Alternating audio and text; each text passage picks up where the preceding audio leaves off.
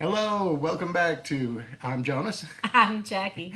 and welcome back to our Wednesday Night Live, our Fit Family of Faith Wednesday Night Live podcast. This is episode number 4. And first of all, I want to thank you for joining us. Thank you for being here. And we will, at intervals, we will put on our old people glasses and look at the comments and answer any questions that you have at the end. And anyway, thanks again for being here. So tonight's topic is protein. Protein. Protein. Why should you eat a high protein diet for fat loss?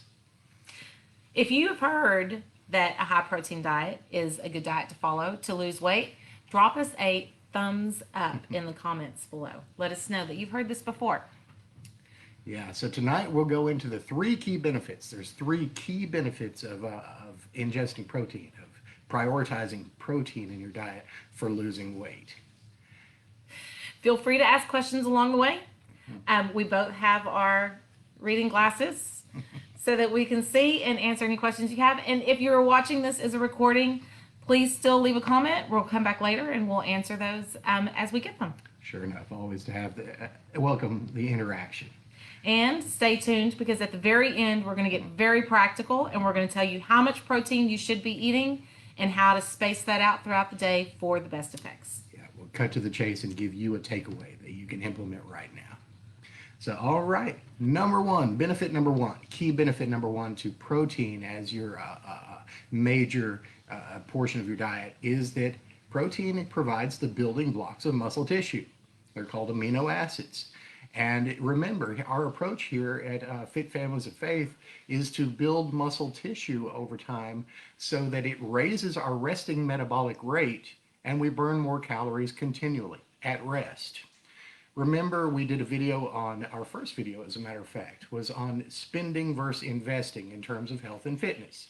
So, for instance, someone who spends their time trying to create an energy deficit will go on a treadmill for an hour. Well, okay, you've burned some calories. Now tomorrow, what do you have to do?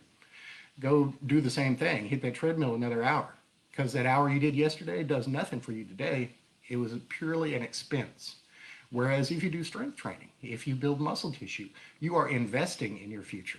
You have accumulated muscle tissue, and that burns more calories tomorrow, and the next day, and the next day, and the next day. And you are not chained to a treadmill, having to spend your time daily to create that energy deficit in order to keep your weight under control.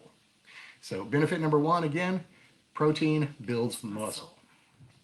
Benefit number 2, protein is very satiating. When we first get our clients and we start to put them on a very high protein diet, they often tell us, I'm actually having a lot of trouble eating as much food as I'm supposed to, because protein makes you feel full and it keeps you feeling fuller much longer. Think about how much harder it would be to eat a lot of chicken and chicken breast as compared to a lot of Little Debbie's or a lot of cereal. It's easy to get down a lot of junk. It's harder to get down a lot of protein or like a great big T-bone steak. Yeah, I don't know about you, but I can pound 500 calories of brownies or a cinnamon toast crunch real quick. Real quick, you Yeah, know. you can. Yeah, so protein, it's a lot harder to pound 500 calories of meat. Sure enough. So, hey, Karen. Hey, Nancy. Glad to have y'all with us. Thanks for joining us. All right, so that was benefit number 2. It's satiating. Benefit number 3 to having a high protein diet for fat loss. Protein is not directly used by the body as an energy source. Fat and carbohydrates can be used directly by the body immediately as energy sources. The body can tap into those calories and use them for energy, or if it doesn't need energy immediately, store them as fat.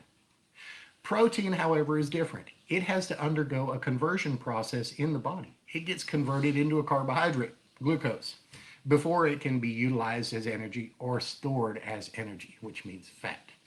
So, and that conversion process, converting protein over into a carbohydrate that can then be stored as fat, costs the body calories. It's a costly, it's an energy intensive dynamic.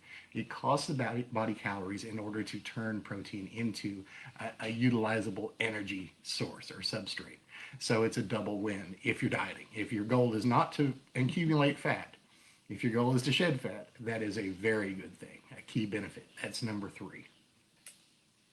So, those are our 3 benefits. Now, how do you apply that? Well, how much protein should you eat every day? A good rule of thumb is to eat 1 gram of protein per lean pound of body mass. So, not necessarily what you weigh now, but what you would weigh at your healthy weight, assuming that you are exercising. So, take the weight that you want to be, your goal weight, the weight the doctor has set for you, and that's how much protein you should have. So, if your goal weight, your healthy weight is 150 pounds, then you should be eating about 150 grams of protein each day. Yeah, that makes it very easy to apply. Just think of yourself at your ideal weight. Whatever your ideal weight is in pounds, get 1 gram of protein for every pound of your ideal weight. Now, this is assuming that you are actually exercising. For the non-exercising population, you can get by with much lower protein needs. Why? You're not building any muscle. You're sitting around. For us, we who are trying to change our bodies, to accumulate muscle mass and destroy fat and lose it permanently, we need that 1 gram of protein per pound of body weight. That's key. All right, so let's say you want to be 150 pounds. You want to ingest 150 grams of protein per day. Sounds like a lot to a lot of you probably. The normal American diet is much lower. Much lower. Yeah, and that's why people are fat and not jacked. I'm sorry, that was unkind. Forgive me. Trying to be real with you, okay? Trying to actually give you stuff that will help you, okay? So, how do you space that out?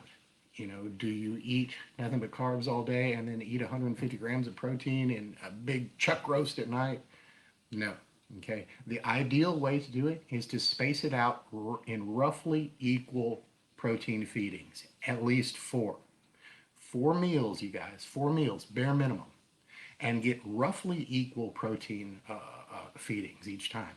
So if you're trying to get 160 grams of protein, you could do 4 meals of 40 each, 40-ish. If you've got, if dinner is a big steak and it's, 50 or 60 and, you only get 25 at some of your other meals, that's fine. Equal-ish and spaced out at least 4 meals. I eat 6, okay, at least. So just space them out, every 3 hours or so.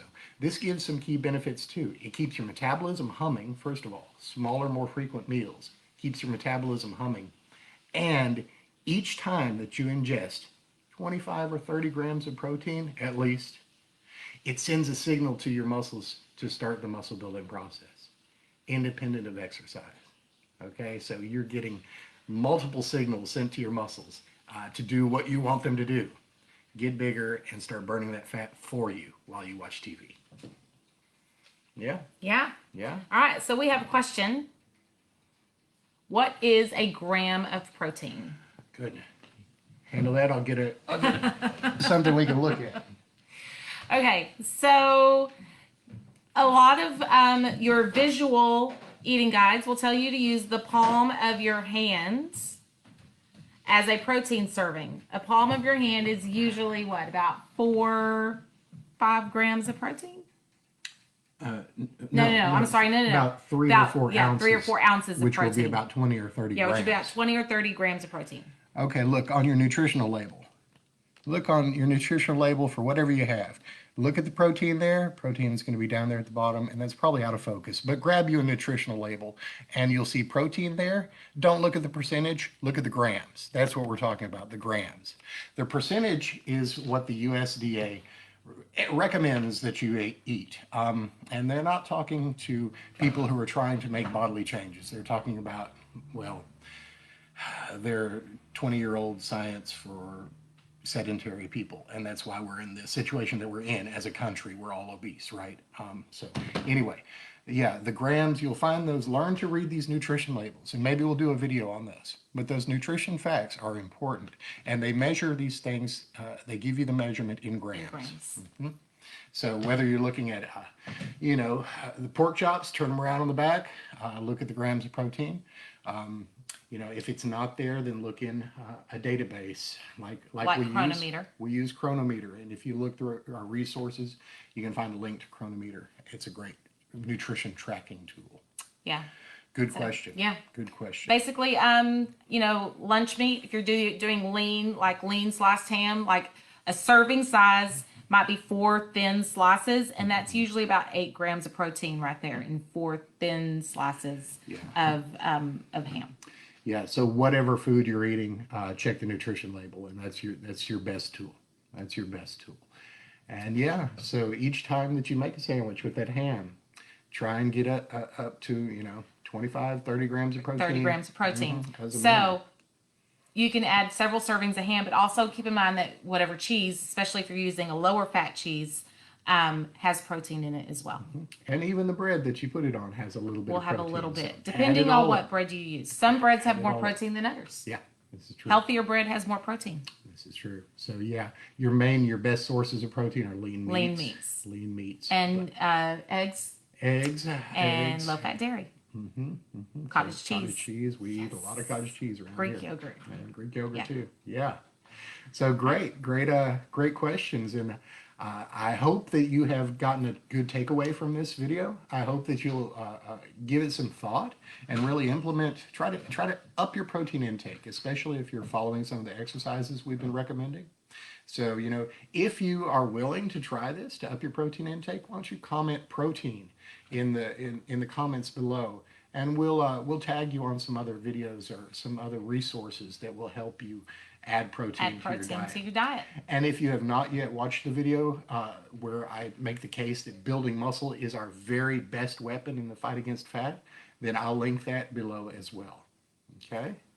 All right. Sound good? Thank you for joining us. Hey, we love you, and we're so happy that you're here with us. We can make changes together, you guys. It's a real thing.